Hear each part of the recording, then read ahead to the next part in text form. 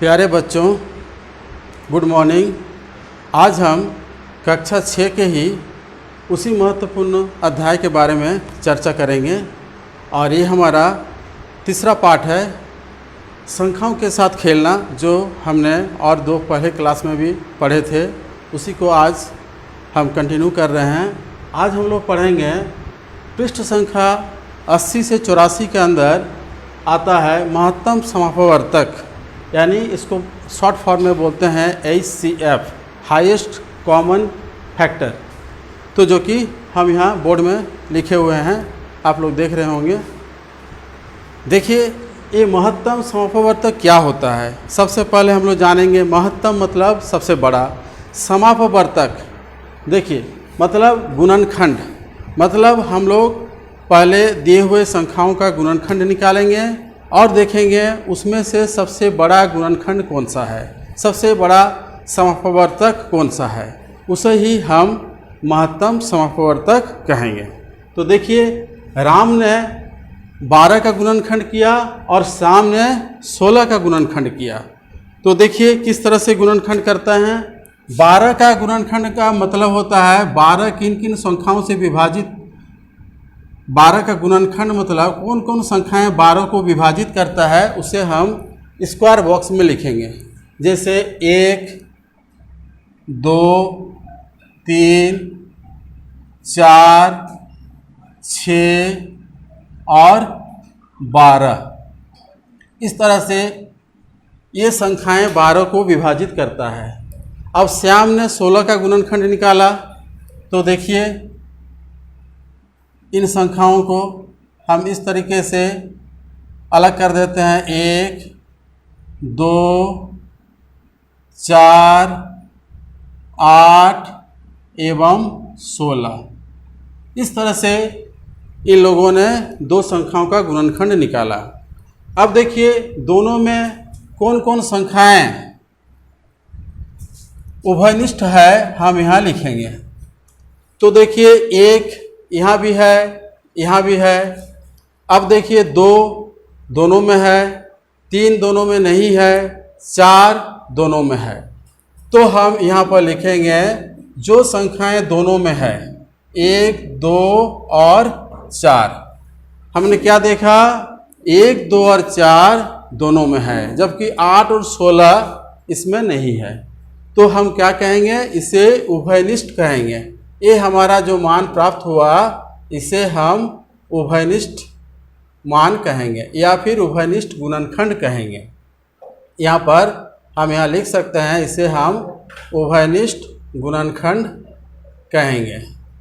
अब हमें महत्तम समापवर्तक यानी महत्तम गुणनखंड को लिखना है। तो महत्तम मतलब सबसे बड़ा। तो ये 4 जो है, ये सबसे बड़ा गुणनखंड हुआ। तो इसको हम कहेंगे मौस, माने महत्तम समापवर्तक। तो इस तरीके से हम दो संख्याओं का महत्तम समापवर्तक स्क्वायर बॉक्स के सहायता से, गुणनखंड विधि से हम लोग निकाले। तो बच्चों, आप इसको ध्यान दें, आपको समझ में आएगा। अब चलते हैं हम गुणनखंड विधि। इसके आधार पर हम कैसे दो संख्याओं या 3 संख्याओं का मौसो ज्ञात कर सकते हैं। तो देखिए, हम 12 का गुणनखंड निकालेंगे। तो देखिए, 12 का गुणनखंड निकालने का विधि हम यहाँ बताते हैं। 12 को हम भाग देंगे, 2 छक 12, 2 तिये 6।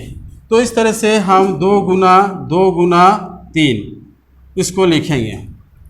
उसी प्रकार 18 का भी लिखेंगे, या फिर हम इसके गुणनखंड को लिख लेते हैं। उसके बाद हम महत्तम समापवर्तक निकालेंगे। देखिए, 1, 2, 3 भी होता है, जो 12 को विभाजित करता है। 3, 4, 6, 12, ये सारे संख्याएं 12 का गुणनखंड है।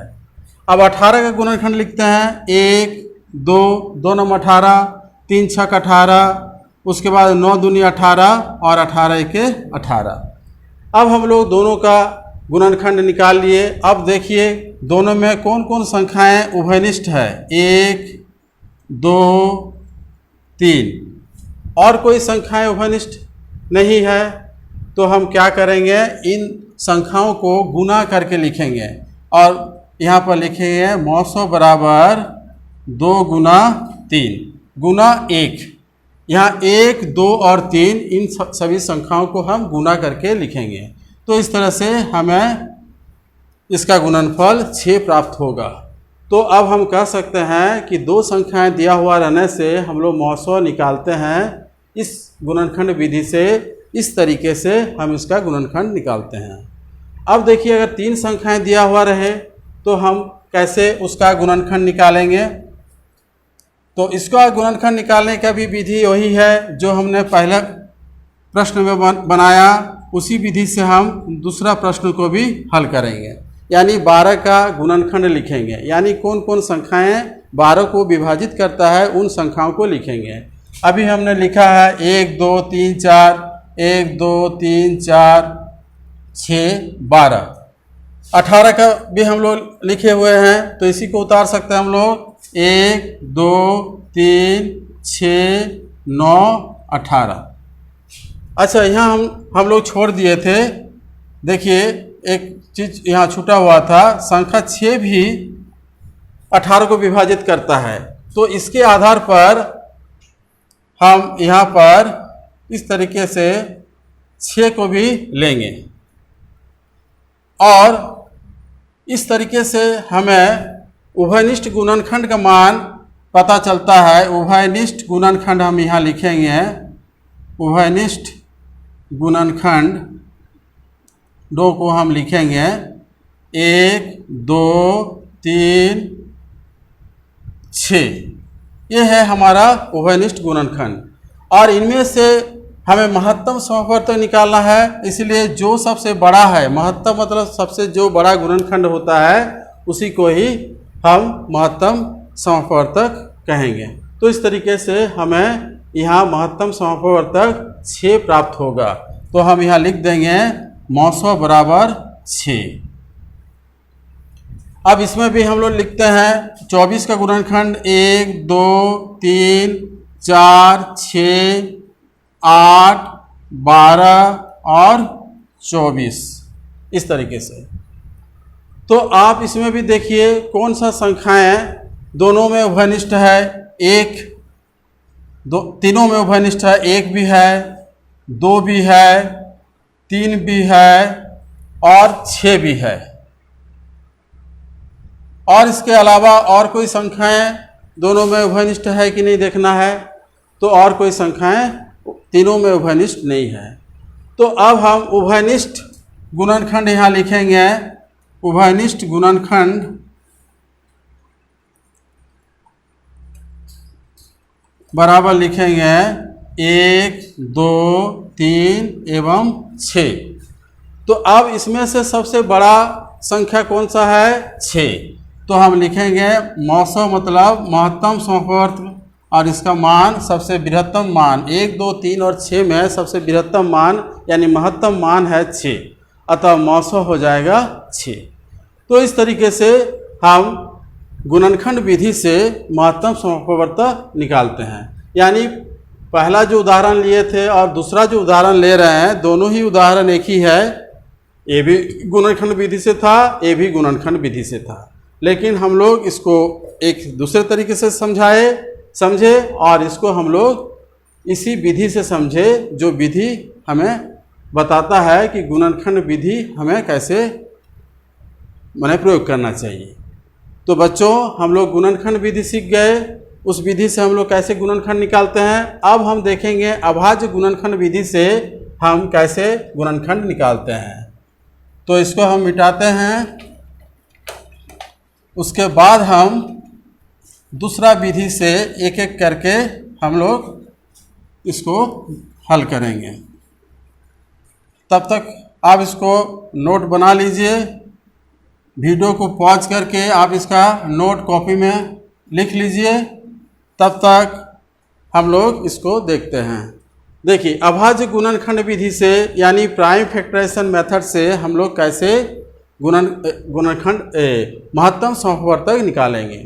तो देखिए 24 का हम निकालना चाह रहे हैं, तो प्रश्न संख्या 1 24 का गुणनखंड लिखेंगे। तो यहाँ 24 का गुणनखंड, अभाज्य गुणनखंड, यहाँ पर हम लिखेंगे अभाज्य गुणनखंड बराबर, देखिए 24 को हम भाग देंगे 2 से, 12 दूनी 24 होता है, फिर 2 से फिर भाग जाएगा, 2 छक 12 होता है, फिर 2 तिये 6 होता है और 3 एक के 3, इस तरह से लिखेंगे। तब इसके बाद हम लोग इन संख्याओं को गुना करके लिखेंगे, 2 गुना 2 गुना 3 गुना 1। अब उसी तरह से 42 का गुणनखंड लिखेंगे, 42 का अभाज्य गुणनखंड लिखेंगे। फिर जिस तरह से हमने 24 का निकाला उसी तरह से अब हम 42 का निकालते हैं। 42 को 2 से भाग देंगे, 2 दूनी 4, 2 एक 2, 21 किससे भाग जाएगा, 3 से, 3 सत्ते 21, फिर 7 एक 7। अब इसको हम लिखेंगे 2 गुना 3 गुना 7 गुना 1। अब हम दोनों में उभयनिष्ठ संख्याओं को घेरा लगा देंगे, 2 को, 3 को और 1 को। 1 तो ऐसे सभी संख्याओं में रहता ही है, अगर उसको नहीं भी लगाते हैं तो कोई मान में फर्क नहीं पड़ेगा, लेकिन जब हम उभयनिष्ठ निकाल रहे हैं तो इसको लिख देंगे। अब हम क्या करेंगे, महत्तम निकालना है, तो मौसो बराबर हम लिखेंगे महत्तम समवर्तक, मतलब ये दोनों में जो उभयनिष्ठ है 2 लिखे, ये दोनों में उभयनिष्ठ 2 3 लिखे और उसके बाद इसको लिख देंगे और सभी संख्याओं को गुना करके हम लोग लिख देंगे। तो इस तरीके से हम महत्तम समवर्तक निकालते हैं अभाज्य गुणनखंड विधि से। अब देखिए अगर 2 संख्याएं दिया रहे तो कैसे निकाले और 3 संख्याएं दिया रहे तो हम लोग कैसे निकालेंगे। तो बच्चों इसको कॉपी में नोट कर लें। अब हम चलते हैं 72 का उभयनिष्ठ गुणनखंड निकालेंगे। तो प्रश्न संख्या इसी का ही दूसरा पार्ट अब हम हल करते हैं। एक एक करके हम इसी तरीके से गुणनखंड निकालेंगे। जैसे 72 का निकालेंगे तो 72 को 2 से भाग देंगे, 36 दूनी 72 होता है, फिर 2 से भाग देंगे 18 दूनी, फिर 2 से 2 9, उसके बाद 3 तिये 9। तो इस तरीके से 72 का गुणनखंड हम लिख देंगे 2 गुना 3 बार और 3 को 2 बार। उसी प्रकार हम दूसरा 108 का भी गुणनखंड इसी तरीके से यहाँ निकालेंगे। देखिए 108 2 से भाग देंगे, 2 5 10, 2 चौके 8, 2 27 दूनी 54 होता है, फिर 3 9 27 होता है और 3 तिये 9 होता है। तो 108 का गुणनखंड हम लिखेंगे 2 गुना 3 गुना 3। अब और एक संख्या है 180 का, इसका भी हम लोग उसी तरह से जैसे हम लोग इसको निकाले उसी तरीके से इसका भी हम गुणनखंड निकालेंगे। देखिए 180 को भाग देंगे 2 से, 2 9 18 होता है, तो 90 दूनी 180 होगा, 2 45 होगा, 3 15 होगा, 3 5, इस तरीके से हम लिखेंगे 2 गुना 3 गुना 5। अब देखिए कौन संख्याएं तीनों में उभयनिष्ठ है। जैसे यहाँ है 2 और भी एक यहाँ पर 2 है, अगला देखिए 3 भी है तो इसको भी तीनों में है, और एक 3 है। तो इस तरीके से जितने भी संख्याएं तीनों में मौजूद है उभयनिष्ठ है उसे हम इस तरह से घेरा लगा लेंगे और उसके बाद इन संख्याओं को हम गुना करके लिख देंगे। 2 गुना 3 गुना 3, 2 दूनी 4, तिये 12, 12 तिये 36। तो इस तरीके से 36 इन 3 संख्याओं का महत्तम समवर्तक प्राप्त हुआ। तो बच्चों इसको ध्यान से देखें, आपको बहुत आसानी से समझ में आएगा, कठिन कुछ भी नहीं है, सिर्फ आपको तरीका जानना है और इस तरीके से आपको हल करना है। तो आप चलते हैं हम विभाजन विधि द्वारा किस तरह से हम संख्याओं का महत्तम समवर्तक निकालेंगे। तो देखिए परिभाषा भी हम लोग समझ सकते हैं। इस उदाहरण से कैसे परिभाषा को हम परिभाषित करेंगे। दो या दो से अधिक संख्याओं का महत्तम समप्रवर्तक वो संख्या होता है जो सबसे बड़ा हो। यानी हम लोग गुणनखंड विधि में उसको देखे थे कि दो या दो से अधिक जितने भी संख्याएं हम लोग लिए हैं जिसका महत्तम समप्रवर्तक गुणनखंड विधि से निकाले हैं, उसमें हम लोग ये चीज़ देखे हैं कि सबसे बड़ा यानी सबसे महत्तम संख्या जो होता है वही उन संख्याओं का महत्तम समप्रवर्तक होता है।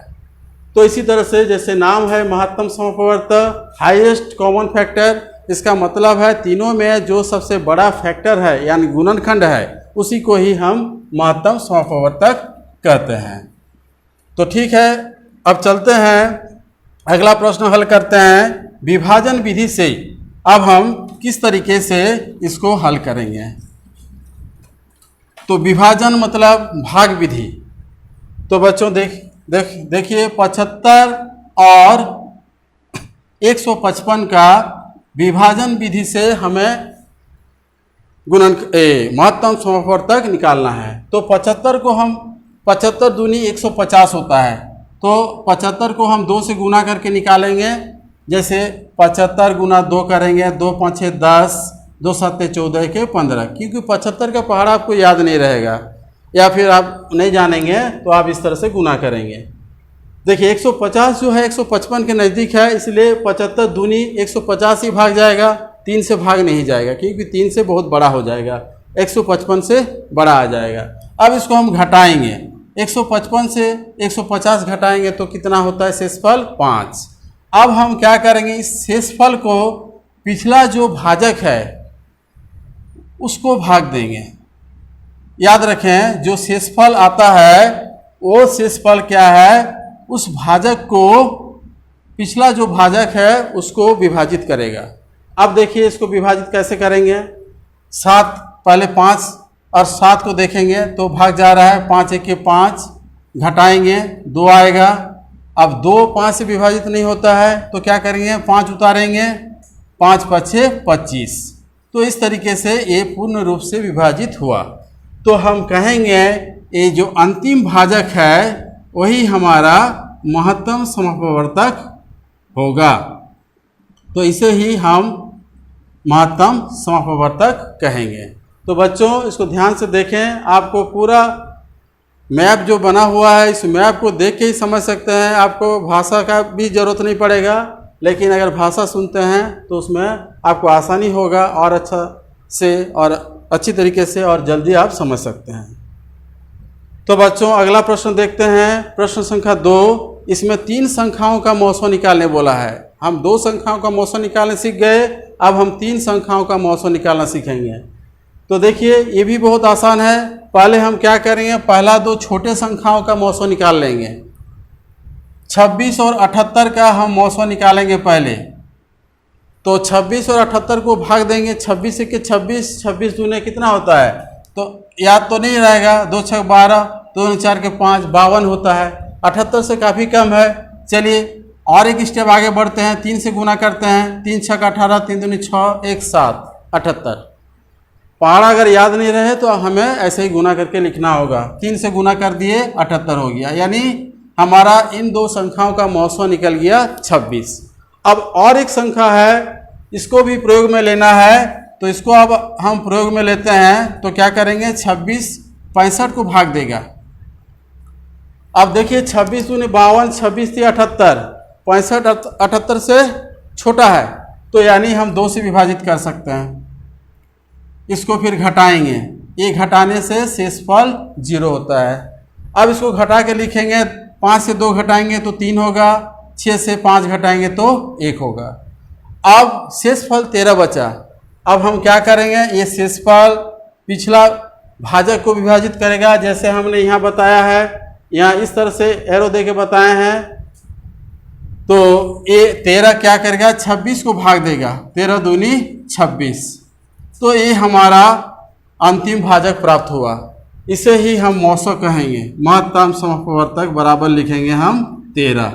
तो इस तरीके से 2 संख्याओं से अधिक संख्या या 3 संख्या या 4 संख्या या कितनों भी संख्या दिया रहे तो मौसम निकालने का विधि यही होगा कि पहले दो संख्याओं का निकालेंगे, उसका मौसो जो निकलेगा तीसरे संख्या को के साथ निकालेंगे, उसका जो मौसो होगा वही हमारा प्राप्त परिणाम होगा। इस तरीके से हम आगे चलते जाएंगे। इस प्रकार हम आगे कुछ प्रश्नावली के प्रश्नों को हल करते हैं।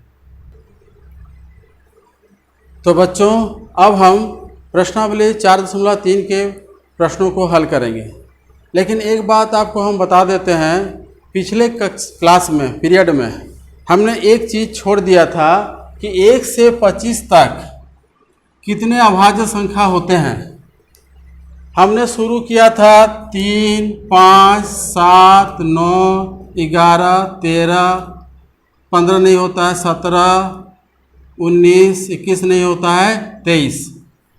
हमने ये उत्तर दिए थे, लेकिन इसमें जल्दीबाजी में एक चीज़ छूट गया था। तो बच्चों इसको सुधार लें। यहाँ पर और एक संख्या जो कि 2 आता है, ये भी अभाज्य संख्या है। तो इसको भी हम 1 से 25 तक सभी अभाज्य संख्याओं